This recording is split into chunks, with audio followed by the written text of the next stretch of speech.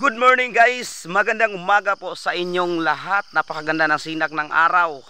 Alright, so ilipat natin tong kalabaw guys. Ibali na to ning kabaw kay para makakaon og sayo.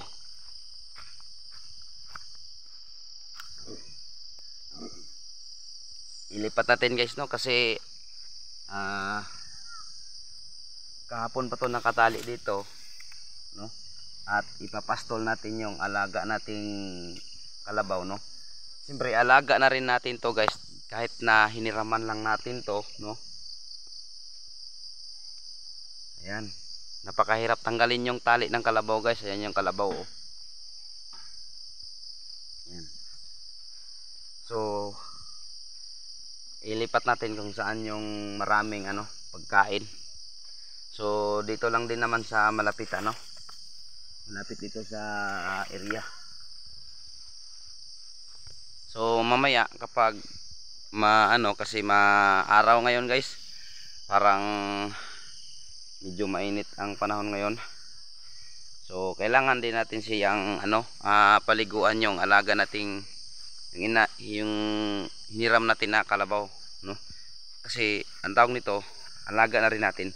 Kahit na hindi sa atin, basta hiniram natin, mahalin natin yung alaga natin guys. Ayan. Kasi yung kalabaw guys, 'di ba, alam naman po natin lahat na siya yung pambansang hayop no, yung kalabaw, dahil nakakatulong ito sa atin lalo na sa hanap buhay dito sa bukid no, pag-araro no, pag-araro sa ating taniman ng mais sa sakahan ganyan. So yung nagmamay-ari po nito guys is yung uncle ko no.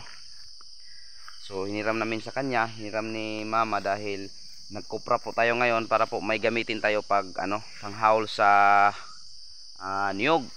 At siyempre habang andito sa atin to, kasi hiniram lang natin, kailangan din nating ipastol kada umaga pagdating ng tanghali no, lalo na mainit yung panahon. Kailangan natin paliguan yung kalabaw natin no, kung sa Bisaya pa ipalunang. At pagdating sapit ng hapon is kailangan din natin siyang painumin no, dahil nauuhaw din yung hayop guys, or yung alaga nating kalabaw. Kailangan natin mahalin natin yung kalabaw kahit hindi sa atin guys no. Ayan. So ilipat natin dito guys, itatali na natin tugtapon dong.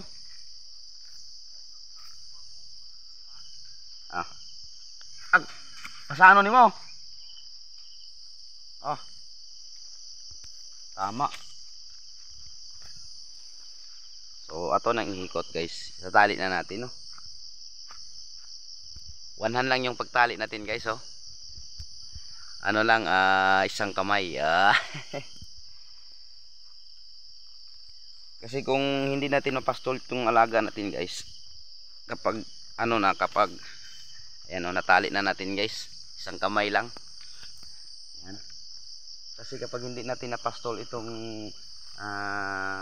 hiniram natin na kalabaw guys, hindi na tayo hindi na tayo makahiram ulit. Ayan.